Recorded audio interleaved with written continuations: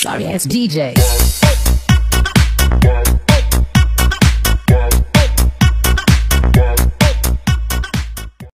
Yon, magandang umaga. So ngayon pupuntahan natin yung lugar na kung saan dinimolish. So tara, pasukin natin.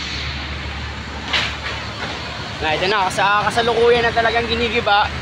Yan, kita nyo po kasalukuyan na pong ginigiba. So papasok tayo sa loob kung ano na ang itsura, kung gaano pala kaluwag tong tinatawag nilang wish ko lang.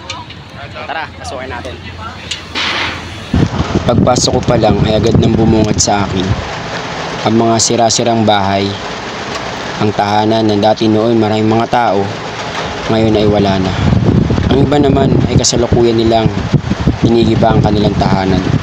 Kinukumpunin nila ang maaari pa nilang madala sa kanilang bagong lugar na lilipatan. Sino nga ba namang mag-aakala sa paglipas ng mahabang panahon na paninirahan nila sa lugar na ito ay lilisanin pa rin pala nila ito. Kuya, kamusta? Saan tayo lilipat lang? Ayos lang! Okay lang ba? Oo! Wala, ganun talaga. Pagalipas ng ilang maraming taon, hindi talaga natin masasabi kung saan tayo dadali ng kapalaran natin. Oo, ganun talaga ang buhay. So, ganun talaga ang buhay. Kailangan nating lisanin yung isang lugar kung hindi tayo para doon. Sa patuloy ko pang pag-iikot sa lugar na ito, ang tinatawag nilang wish ko lang, ay tumambad na rin sa akin ng ibang mga bahay na giba. Nariyan ang mga kahoy na naitibag na ng ibang mga tao. Ang iba naman ay binabantayan nila ang kanilang tahanan sapagkat inaantay nila ang maaring taong tutulong pa sa kanila sa pagtibag. Di ko pa rin lubos isipin na sa inahaba-haba talaga ng panahon ay mapapaalis pa pala sila sa lugar na ito.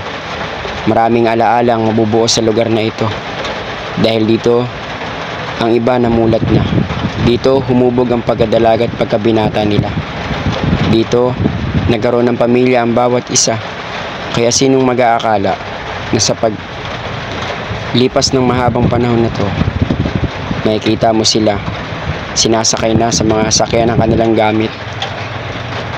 Kinakarga na ang mga gamit nila patungo sa bago nilang lilipatan. Subalit maging masaya pa rin sana sila sa kanilang lilipatan sapagkat nandiyan naman ang ating pamahalaang lungsod para tumulong sa kanila. Biniyayaan sila ng kanila ng bagong tahanan. Naway mahalin nila ito at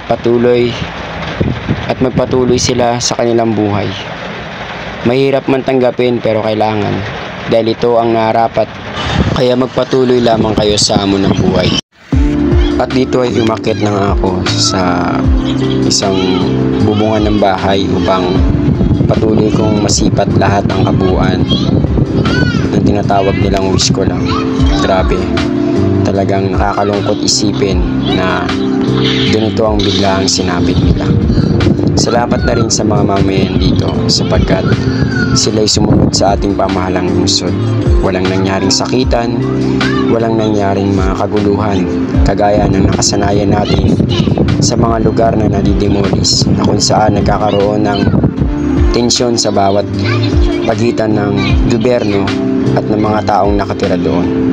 Sila naman ay payapang sumama at nakipagkaisa sa pamahalang lungsod para bigyan sila ng bagong tahanan. At andun na nga ang iba sa kanila. Ang ibang tao naman na may kita nyo dito ay binalikan lang ang kanilang mga gamit upang madala rin nila at mapakinabangan pa sa lugar na nilipatan nila. Grabe, maraming umusbong na mga tao dito. Iba dito na isinilang, nagkaisip, nag-aral, nakapagtapos. Ang dating maingay, medyo magulong lugar, ngayon ay nababalutan na ng katahimikan. Wala ka nang nakikita mga batang naglalaro sa tabi ng daan. Wala nang mga taong nakatambay sa labas ng kanilang mga bahay. Wala nang tawanan, wala nang kulitan. Kung minsan man merong alitan ng magkakapitbahay, kakabati rin naman sa huli. Marami talagang alaala ang lugar na ito. Hindi may tatanggi ng bawat isa sa kanila. Kaya sa paglisan ng iba, babakas ang lungkot at pagluha, lalo na ang mga matagal lang nakatira dito. Huwag niyo munang isarado ang libro hanggang hindi niyo pa nagagawang lagdaan ito. Mag-ingat nawa kayong lahat. Mabuhay. Yun. Yun lamang para sa video na ito. And syempre nakakalungkot lang talaga. Grabe.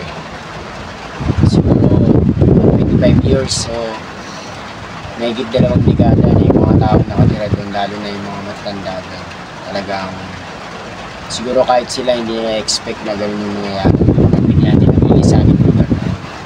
Siguro kung kayo naman nasa katayuan nila, talagang hindi mo sila may sisi kung bakit yung iba sa kanila talagang umiiyak.